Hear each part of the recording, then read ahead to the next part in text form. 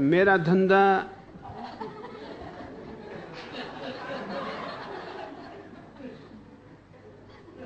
थोड़ा कठिन धंधा है। ये अंधों की दुनिया में चश्मे बेचने का धंधा है।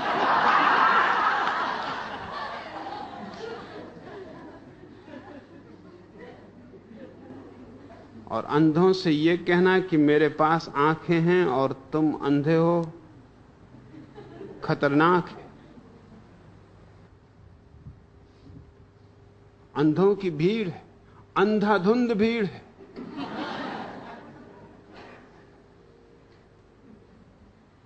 और कोई अंधा आदमी ये पसंद नहीं करता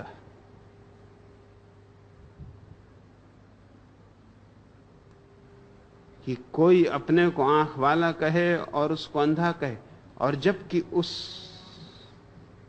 का बहुमत है।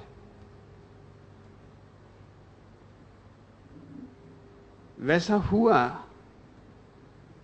साउथ अमेरिका के एक छोटे से पहाड़ी इलाके में 300 लोगों का एक कबीला था इसी सदी के प्रारंभ में। यह ऐतिहासिक घटना है। वे 300 ही आदमी अंधे थे। यह बहुत आश्चर्यजनक बात है। बच्चे आंख वाले पैदा होते थे, लेकिन 4 महीने के भीतर, 6 महीने के भीतर अंधे हो जाते थे। उस इलाके में एक मक्खी है जिसके काटने से बच्चे अंधे हो जाते। अगर 6 महीने तक वो मक्खी बच्चों को न काटे तो उनकी आंखें बच सकती, फिर वो मजबूत हो जाते। 6 महीने तक वो इतने कमजोर होते हैं कि मक्खी उनके आंखों को नष्ट कर देती। मगर वो मक्खी इतनी बड़ी तादाद में है उस घाटी में कि कोई बच्चा बच नहीं सकता। एक वैज्ञानिक ने जब ये खबर सुनी तो वो खोज में गया कि बात क्या है, क्योंकि 300 आदमी पूरे के पूरे अंधे हों, ये अचंभा है। और उसने अध्ययन किया और देखा कि हर बच्चा आंख वाला पैदा होता है, लेकिन जब तक वो आंख वाला होता है तब तक बोल नहीं सकता। और 6 महीना लंबा समय, और मक्खी बहुतायत से है। आम घर घर में, तो 6 महीने के भीतर वो उसे अंधा कर देती। जब तक वो बोलने योग्य हो पाता है तब तक अंधा होता है। जब तक आंख होती है तब तक बोल नहीं सकता। इसलिए उस कबीले को पता ही नहीं है कि आंख जैसी कोई चीज होती।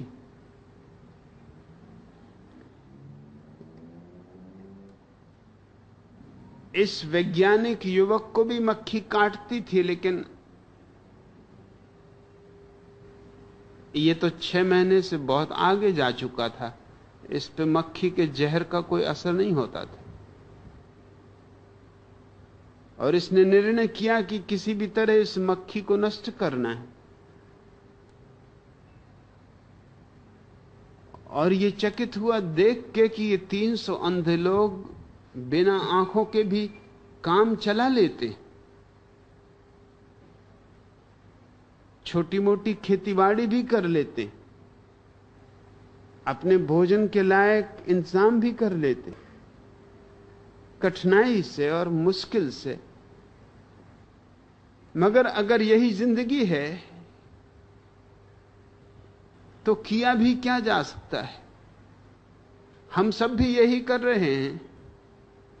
कितनी ही मुश्किल हो, कितनी ही परेशानी हो, कितनी ही झंझट हो, करें भी तो क्या करें, यही जिंदगी है।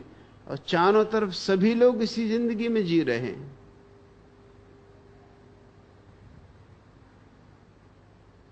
उस मक्खी का अध्ययन करते करते वो उस युवक का मन एक अंधी युवती पर आ गया। सुंदर थी, सिर्फ आंखें न थी।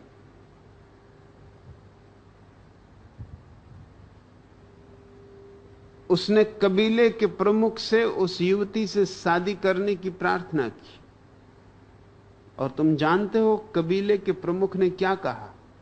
कबीले के प्रमुख ने कहा, पहले तुम ये भ्रम छोड़ दो कि तुम आंख वाले हो।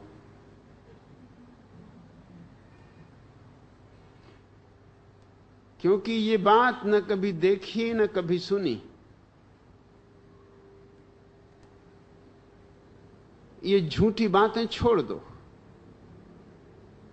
विवाह की आज्ञा मिल सकती है, लेकिन एक ही शर्त पर कि हम जिन्हें तुम आंखें कहते हो उन्हें फोड़ देंगे। तुम अंधे होने को राजी हो, विवाह हो सकता है, तब तुम हमारी जाति के हो गए। तुम सोच लो। और अगर तुम आंखें वाले ही रहना चाहते हो तो हमें माफ करो,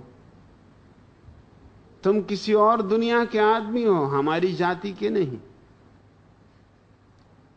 कल सुबह अपना निर्णय बता देना। रात भर वो सोचता रहा कि क्या करे, क्या आंखें गंवा दे, मगर इन्हीं आंखों के कारण तो उस स्त्री के सौंदर्य में वो दीवाना हुआ है।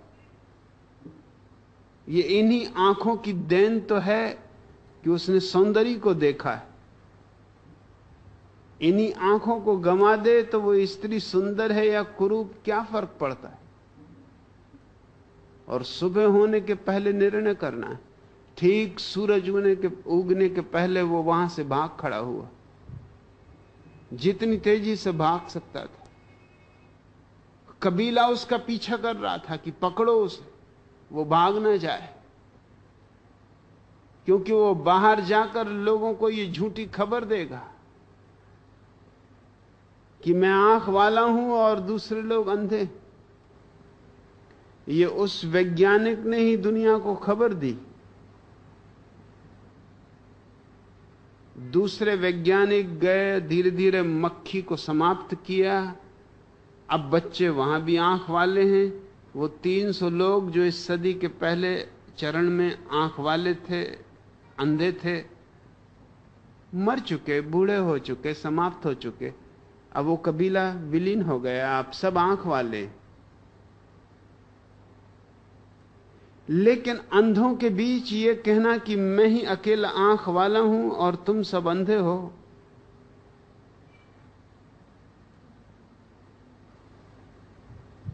अशोभनीय है।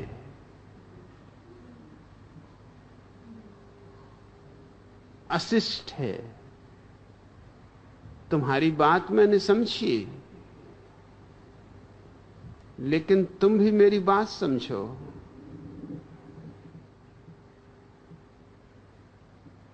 मैं तुम्हारे साथ हूं। तुम सोए हो तब भी साथ हूं, भला मैं जागा हुआ हूं। आखिर सोए हुए आदमी के साथ जागा हुआ आदमी भी तो बैठा हुआ हो सकता है।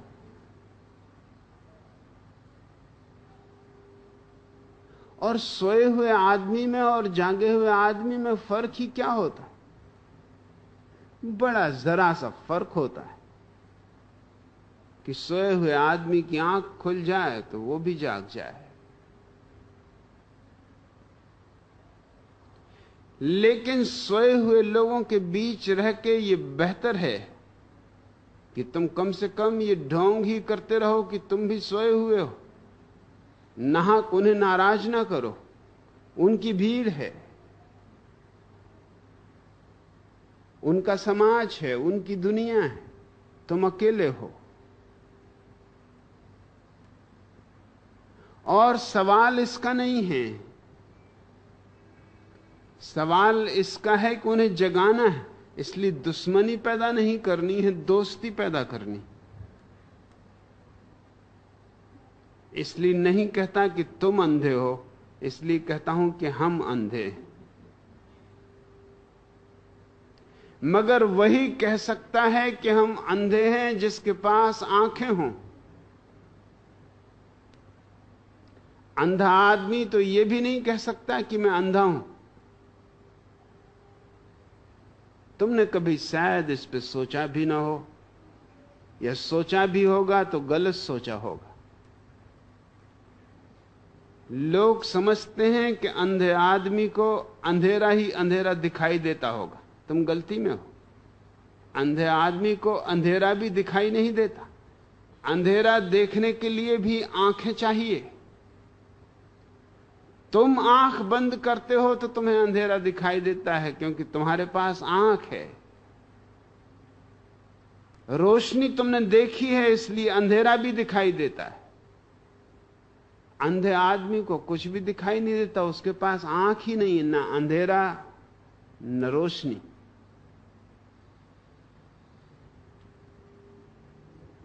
वो सहानुभूति का पात्र है, वो करुणा और प्रेम का पात्र है। उसे आहिस्ता आहिस्ता जगाना है। उसकी आंखों पर ठंडे पानी के छींटे बहुत आहिस्ता आहिस्ता फेंकने हैं, उसे नाराज नहीं कर देना है। और फर्क कुछ बड़ा नहीं है। सोया हुआ भी वो वही है जो तुम जागे हुए हो, सिर्फ आंख खुल गई और दुनिया बदल जाती। गौतम बुद्ध के जीवन में उन्होंने अपने पुराने जन्मों की बहुत सी कहानियां कही। उनमें एक कहानी बहुत ही प्रीतिकर। तब तक वो स्वयं जागे नहीं थे, बुद्ध नहीं हुए थे, लेकिन कोई बुद्ध हो गया था और उन्हें खबर मिली। वो उसके दर्शन को गए। उन्होंने झुककर उसके चरण छुए, जो कि पूरब की अद्भुत देन है।